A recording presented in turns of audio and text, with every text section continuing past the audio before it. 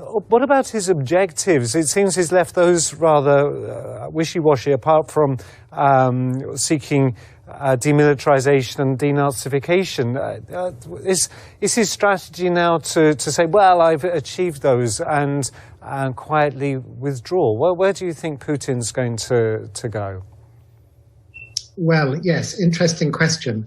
What I would say, first of all, is that the general consensus among a lot of Western analysts and intelligence agencies is that Putin thought, to coin an American phrase, it would be a bit of a cakewalk.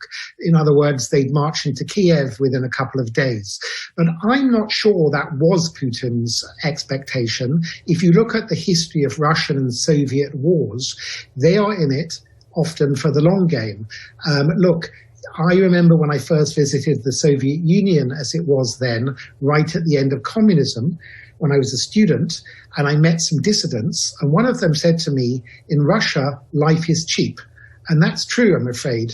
Putin doesn't seem to care too much how many of his own soldiers die, and most of the people dying in this war seem to be Russian soldiers. So Putin is, in a way, a kind of gangster, and his regime is a kind of gangster regime. And I don't think they care how many troops die necessarily. And that gives him a huge advantage. He can keep the war going for a long time.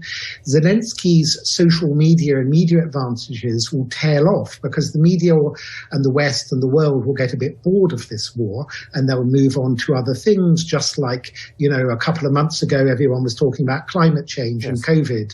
And a few months before that, it was all Black Lives Matter and so on. Mm-hmm. So it's not that those issues aren't still around, but they're no longer, they don't fill up the airwaves every day. So Putin may be waiting until the West and the outside world gets a bit bored of this, and he will just keep on going with the war. I personally have never thought it was his aim to occupy all of Ukraine. I think that he realizes that's not feasible, even if he wanted to. Ukraine is a huge country, geographically, 46 million people, population. He can't occupy Kiev. There would be an insurgency forever, a kind of a guerrilla war against him, against Russia in Kiev.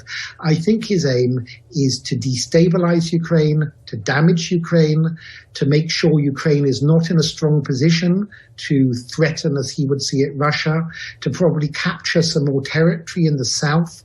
I don't think he wants NATO to ever set up a naval base in Odessa or Mariupol, so he probably wants the territory around there. He probably wants to expand the republics he's already recognized in the Donbass and so on. But, I don't know if he's necessarily decided on his final end game here. He may be willing to settle for a compromise. Somebody told me prior to the May Day victory celebrations in Moscow, marking the end of the Second World War, which are a very big deal in Russia, those celebrations at the beginning of May.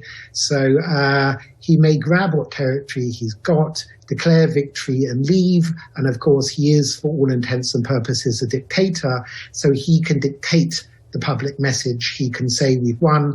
He doesn't really have an effective opposition within Russia to challenge him on whether he's won or not. In a way, Zelensky and also Joe Biden and so on, and indeed even Boris Johnson, they have to tell their publics that the West or Ukraine has won, and it has been worth it, this war. Yes, and that's the tricky one, isn't it? Now, as you just said, Putin doesn't seem to care too much about the people, that lives are cheap. The sanctions, I imagine, are whilst they're aimed at the oligarchs, whilst they're aimed at the political leadership, it is the ordinary people that are probably suffering the most as a result of the sanctions, which is why countries like Turkey haven't particularly supported them. How effective have those sanctions been? Is it more important that countries like Turkey and indeed Israel as well are putting great diplomatic pressure and trying to get both the Ukrainians and the Russians to talk to each other to bring this to a diplomatic close? I don't think the sanctions are very effective at all, and I don't think they're capable of being effective when you have a despotic regime. If I look at other countries where there have been sanctions against, like North Korea and Iran, it hasn't, for all intents and purposes, changed the policies at all of the regimes. They've been pretty strong sanctions against both North Korea and against Iran. Also, the sanctions are very much Western sanctions. So, there's a view in Europe and America that the whole world is against Putin. In fact, much of the world is kind of sitting it out and has slightly more balanced or neutral approach. China, India, South America, Africa, most of the Arab world. You mentioned before Turkey and Israel and indeed other countries like Georgia that border Russia, and therefore they have interests not to confront Russia too much. Both Turkey and Israel border Syria, and as we know, Russia is very active in Syria, and both Turkey and Israel don't really want to get on the wrong side of the Russian Air Force that seems to be dominant in the skies over Syria. So there are all kinds of other factors at play. As far as sanctions against the oligarchs are concerned, I think it's a bit of a myth in the West that the oligarchs have controlled Putin. They really don't. Abramovich or whoever can't just phone up Putin and tell him what terms to take in a ceasefire. On the contrary, the oligarchs are frightened of Putin. There is a perception, rightly or wrongly, that Berezovsky, who was once one of the richest men in Russia, was poisoned in Britain in exile, even though he was a billionaire, by someone on behalf of Putin, and we know that others have been poisoned by Putin, political opponents, if not by Putin himself, I mean by the Russian regime in the UK and elsewhere. So actually, the oligarchs are frightened of Putin like everybody else. As for the general public, I think it's terrible for them in Russia. I think the Russians I speak to now hate the West and hate Joe Biden. They've lost their jobs. They can't get money out of cash machines. They've lost their savings. It's collective punishment against them. And what are they meant to do? They can't just overthrow Putin. They'll get shot dead. It's not so easy. And, 30 years of integration of Russia into the world economy has been scrapped in less than a month. Almost every Western company is just pulled out of Russia.